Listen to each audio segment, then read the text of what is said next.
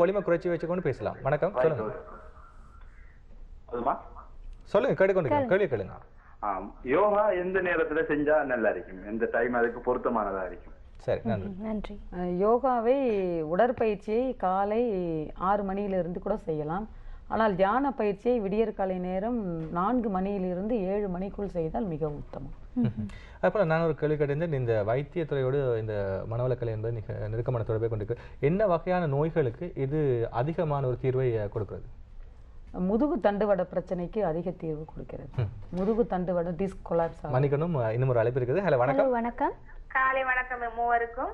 வணக்கம், யாரு கதைக்கிறீங்க? வணக்கம். அந்த மகளுக்கு வந்து நான் அந்த பெயர் சொல்ல விரும்பலன்னா, இந்த மகளுக்கு வந்து 10 வயது. அவ அந்த நல்லபடி எல்லாமே செய்யறா. வீட்டுல வந்து கொஸ்டின் கேட்டாலும் ரிப்பீட் பண்ற ஆன்சர் எல்லாம். ஆனா ஒரு வீக்குக்கு பிறகு வந்து கொஞ்சம் கேட்டதோடய கொஞ்சம் தடுமாறா. முக்கியமா மெட்ஸ்ல தான் கொஞ்சம் வீக் ஆகிக்கிறா. ஆனா 80க்கு மேலதான் மார்க்ஸ் எடுத்துக்கிறேன் அந்த முறை. இருந்தாலும் எனக்கு அது கொஞ்சம் போதாத மாதிரி இருக்குது. டீச்சரும் சொல்றாங்க முயற்சித்தால் முன்னேற முன்னிட்டு. வந்து நிறைய பேர் சொல்ற கருத்து என்னன்னா, இந்த அபாக்கஸ் அனுப்பினால் நல்லபடி ஒரு பலன் கிடைக்கும் என்று சொல்றாங்க. இது சரியான கூற்றா அப்படின்னு சொல்லி போட்டு இதுக்கு பிறகு அனுப்பலாமா அப்படின்னு கொஞ்சம் கிளியரா சொல்லலாமா? வைக்கிறேன். நன்றி, வணக்கம். சரி, நன்றி. வாழ்க வளமுடன். அபாக்கஸ் பயிற்சிக்கு அனுப்புனா அதுக்கு ஒரு தீர்வு கிடைக்குமா அப்படிங்கிறது. அபாக்கஸ் பயிற்சி என்பது என்னன்னா, மனதை ஒருமுகப்படுத்துவதற்கு பல டெக்னிக்ஸ் அதில் இருக்கு. டாய்ஸ் மூலமாக அந்த ரவுண்டாக இருக்கும், அந்த இதெல்லாம் வச்சு சொல்லி கொடுப்பாங்க. அப்போ அந்த மனதை ஒருமுகப்படுத்துவது என்றாலே அங்கே தியானம் தான், இன்டைரக்டாக தியானம். அது என்ன செய்யும் என்றால் அந்த டைம் பலன் கொடுக்கும். அந்த பலன் வந்து நீடித்து இருக்குமா என்பது சந்தேகம்தான். ஆனால் முறைப்படி தியானம் செய்யும் பொழுது ஆசிரியர்கள் புருவ மத்தியில் தொட்டு உணர்த்திய உயிரை கவனிக்கும் பொழுது அந்த தவ பலன் என்பது, அந்த மெடிடேஷன் பவர் என்பது அன்று முழுவதும் இருக்கும்.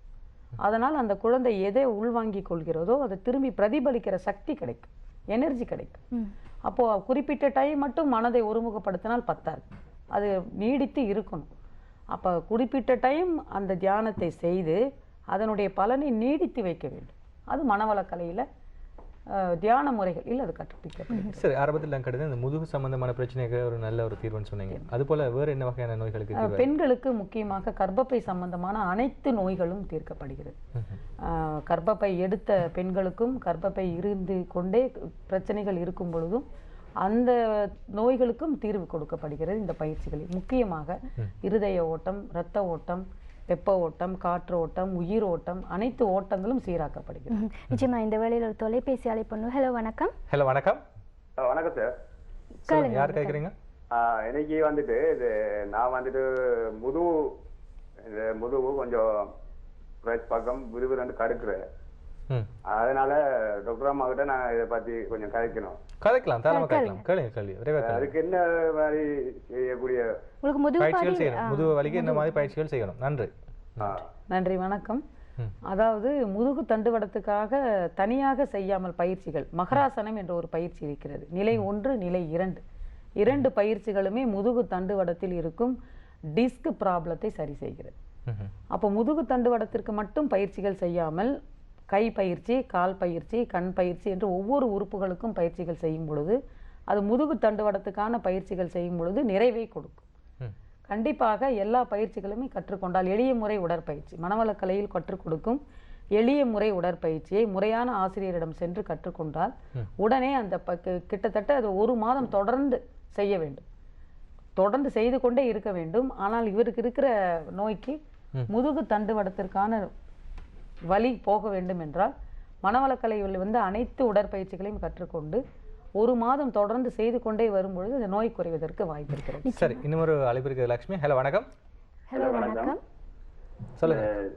தியானம் வந்து மீன்ஸ் இப்ப நம்ம தியானம் செய்யணும், நமக்கு நிறைய டிஸ்டர்பன்ஸ் வருது இல்லையா? அப்ப வீட்டுல பேசிக்கிட்டு இருப்பாங்க, சின்ன பிள்ளைங்க விளையாடுறது, மற்றது ரோட்ல வாகன சவுண்ட்.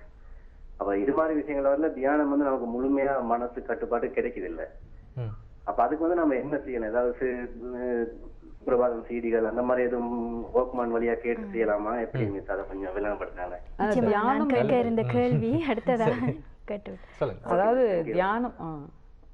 நன்றி. நன்றி, வாழ்க வளமுடன். தியானம் என்பதே வந்து புலன்களை வந்து வசப்படுத்துவது தான், ஐம்புலன்களையும் வசப்படுத்துவது தான். ஒரு ஒலியை கேட்டுக்கொண்டோ இல்லது சிடி போட்டு அந்த வார்த்தைகளை கேட்டுக்கொண்டோ அந்த தியானிக்கும் பொழுது ஒரு புலன் வேலை செய்யும், கண்டிப்பாக காதுக்குள்ளே இருக்கிற செவிப்பறை வேலை செய்யும். ஆனால் நாம் மனவளக்கலையில் கற்றுக் கொடுக்கும் தியானம் என்பது என்னன்னா உயிரை கவனிப்பது, உடலுக்குள் இருக்கும் உயிரோட்டத்தை கவனிப்பது. அது ஒவ்வொரு மையங்களிலும் இயங்கி கொண்டிருக்கிறது. புருவ மத்தியில் இருக்கும் உயிரை கவனிக்கும் பொழுது ஒரு பலனும், தலை உச்சியில் ஓடும் உயிராற்றலை கவனிக்கும் பொழுது ஒரு பலனும் கிடைக்கிறது. அப்போ எந்தவித ஒலியும் இன்றி தியானம் செய்தால் மிகவும் பலன் உடனே கிடைக்கும். ஆனால் வீட்டு சூழ்நிலையில் குழந்தைகளுடைய சத்தம் அது மாதிரி இருக்கும் பொழுது நீங்கள் ஒரு உங்களுக்குன்னு ஒரு அறையை ஏற்படுத்தி கொண்டு நீங்கள் பாட்டுக்கு தியானம் செய்யலாம்.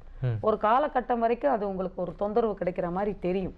நாள் ஆக ஆக ஆக எந்த சவுண்டு இருந்தாலும் உங்களால் மனதை ஒருமுகப்படுத்தி அந்த உயிரின் மீது கவனம் செலுத்தி தியானம் செய்யலாம்.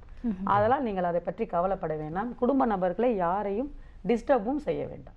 அவர்கள் இயல்பாக இருக்கட்டும். உங்களுக்கென்று ஒரு அறையை ஏற்படுத்தி கொண்டு தியானம் செய்வதற்கு ஒரு குறிப்பிட்ட நேரம் ஒதுக்கும் பொழுது எந்த ஒலி வந்து உங்களை தடுத்தாலும் அது உங்களுக்குள் செல்லாதவாறு அந்த தியானத்தின் பலன் உங்களுக்கு கை கொடுக்கும். சரி, நீங்கள் இப்போ இலங்கையிலே வந்திருக்கிறீர்கள், இலங்கைக்கு விஜயம் செய்திருக்கிறீர்கள். இலங்கையில் என்ன வகையான பயிற்சிகளை கொடுக்கிறீர்கள்?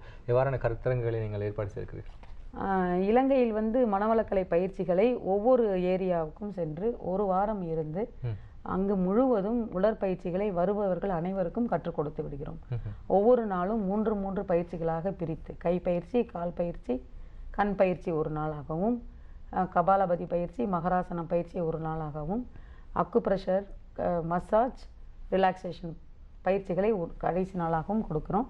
இடையில் அதே ஒரு நாட்களில் தியான பயிற்சிகளையும் கொடுக்கிறோம். தியான பயிற்சிகள் வந்து ஒவ்வொரு நாளும் ஒவ்வொரு பயிற்சி கற்றுக் கொடுக்கப்படுகிறது. 9 நாள், 4 நாள், 5 நாள் என்று பிரித்து கொள்கிறோம். அதற்கப்புறமாக உயர்ந்த தியான பயிற்சிகள், அதாவது பஞ்சபூதத்தின் மேல் தியானம், நவகிரகங்களின் மேல் தியானம் என்று சொல்லிக் கொடுக்கிறோம். துரியாதீத தவம் என்று சொல்லிக் கொடுக்கிறோம். மீண்டும் அதே வகுப்பில் இன்ட்ராசெக்ஷன் என்ற அகத்தாய்வு முறைப்படி மனதை வளப்படுத்தும் பயிற்சிகள், ஆசையை எப்படி சீரமைத்தது, சினத்தை தவிர்க்கும் பயிற்சிகள், கவலையை ஒழித்தல், நான் செய்த பாவங்களை நான் எப்படி போக்கிக் கொள்ளலாம் போன்ற சைக்காலஜிக்கல் மெத்தட் பயிற்சிகளை கொடுக்குறோம். இப்போ நீங்கள் ஆரம்பத்தில் குறிப்பிட்டீங்க சிறுவர்கள், அதாவது படிக்கின்றவர்களுக்குரிய பயிற்சிகளை, அதே போல் ஒவ்வொரு வயதினருக்கும் பயிற்சிகள் இருக்கலாம் இல்லையா? முதிர்ந்தவர்களுக்கும் நடுத்தர வயதில் உள்ளவர்களுக்கும் பயிற்சிகள் இருக்கலாம். அதே எவ்வாறான பயிற்சிகள் அவ்வாறு பாகுபடுத்தி இருக்கிறீர்களா? என்ன மாதிரியான பயிற்சிகள்?